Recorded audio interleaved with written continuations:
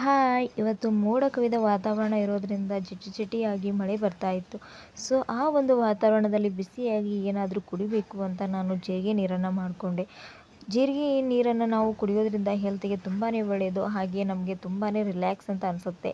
ನಾನು tea coffee ಕುಡಿದೇ ಇರೋದ್ರಿಂದ ನಾನು ಡೈಲಿ ಒಂದು ಟೈಮು ಜೀರಿಗೆ ನೀರನ್ನು ಕುಡಿತೀನಿ. ಸೊ ಅದಾದಮೇಲೆ ತಿಂಡಿಗೆ ಅಂತ ನಾನು ಹಿಟ್ಟಿನ ದೋಸೆ ಮಾಡೋಣ ಅಂತ ಅಂದ್ಕೊಂಡೆ.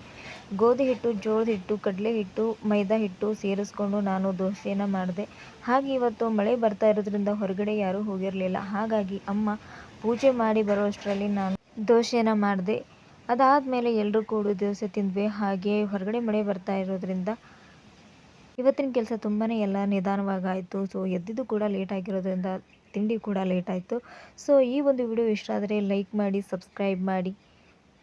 Thanks for the watching.